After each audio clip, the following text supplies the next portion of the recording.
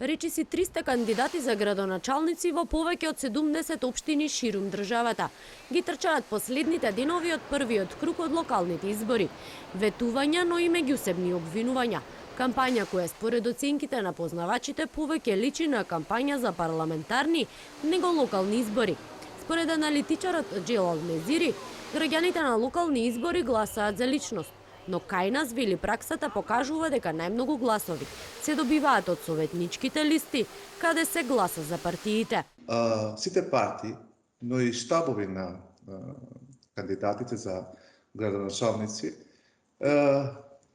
ги таргетираат микрорегионите во нивните општини и имаат прецизни информации што се проблемите во тие микрорегиони и знаат какви решенија да понудат. Друго е прашањето дали истите ќе можат да ги испорачат. Сепак состојбата се очекува околу 17 октомври, кога граѓаните ќе земат работата во своји раце и ќе ја скројат својата иднина. Од реки излеани зборови ќе треба да решат кои се оние кои им влеваат најмногу верба. Повеќе зелени површини, паркови, катни гаражи, велосипедски патеки, канализација.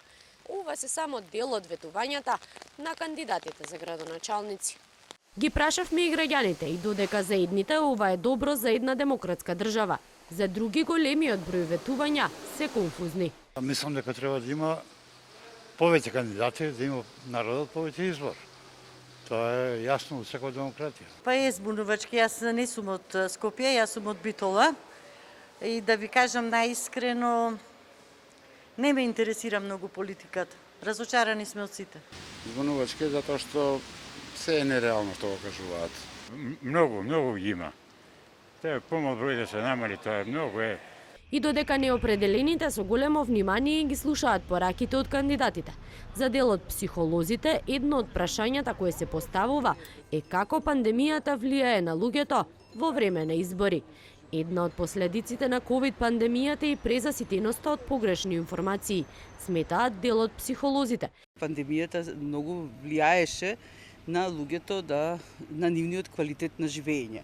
Ако се променило нешто во квалитетот на живење, нели тогаш би требало и нешто да се промени со излезеноста на изборите.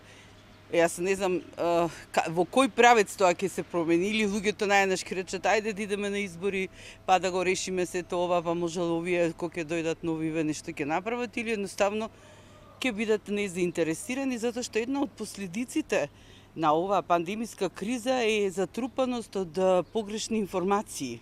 На 15 октомври точно на полноќ завршува кампањата за првиот круг од локалните избори, а веќе на 31 не очекува и втор круг. Ке слушнат ли граѓаните нови и поубедливи ветувања во трката во вториот круг? Останува неизвестно.